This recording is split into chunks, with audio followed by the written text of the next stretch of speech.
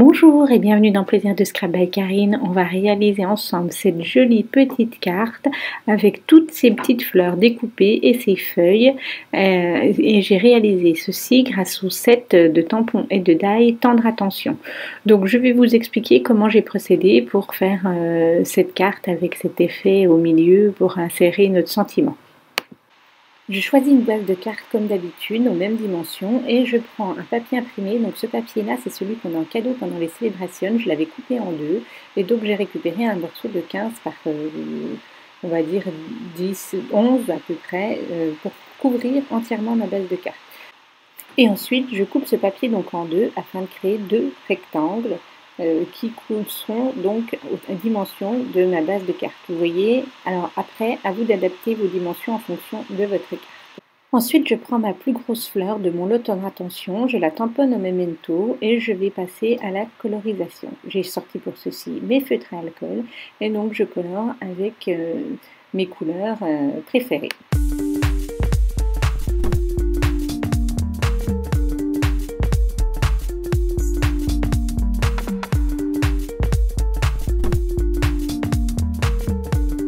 Une fois que j'ai fini ma colorisation, je rajoute un petit peu d'huile Constella à différents endroits pour donner un peu de brillance et je passe donc ceci dans la machine de découpe grâce aux poinçons qui sont assortis à cette fleur. Ensuite, je vais positionner mes deux triangles sur les extrémités de ma base de carte et pour ceci, donc j'utilise de la colle et je les positionne le plus haut aux extrémités de cette base.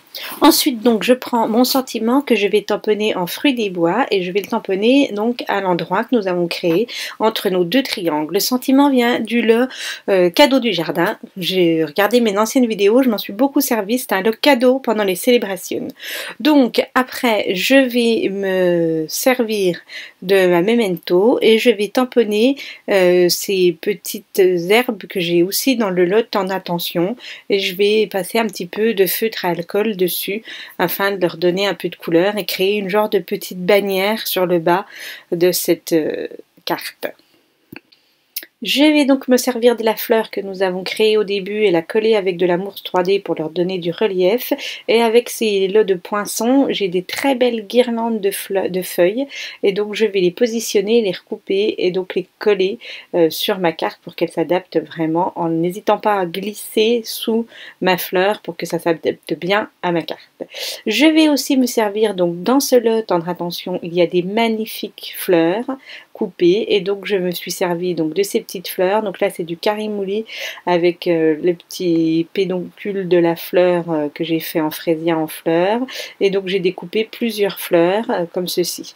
J'hésite pas à rabattre délicatement des pétales de fleurs pour donner encore plus de volume et pour ceci donc je peux me servir de ma petite pince à épiler pour leur redonner un peu de relief et je vais donc faire ceci pour plusieurs fleurs en différentes couleurs. Donc vous avez vu, je dépose un peu de colle, je la pose dessus, voilà, j'en découpe deux, je dépose un peu de colle, je colle donc pour pas que ça se superpose en décalage, je colle le pédoncule du milieu de fleurs que j'ai fait donc dans une autre couleur, je redonne un petit peu de mouvement avec ma pince à épiler, donc celle-ci elle est en fraisier en fleurs, et je vais donc pouvoir la positionner donc sur ma carte.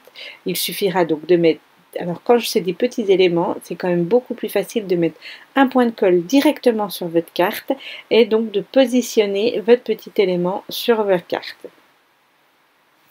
Et donc j'ai aussi des demi-fleurs, donc je fais exactement le même procédé, je les colle en décalage et après je les positionne donc sur ma carte en déposant un point de colle directement dessus pour positionner ma fleur à l'endroit exact où je souhaite qu'elle apparaisse. Pour parfaire cette petite carte, j'ai aussi découpé donc des feuilles que je vais aussi donc déposer partout sur cette carte à différents endroits afin de continuer à étoffer ce petit bouquet de fleurs.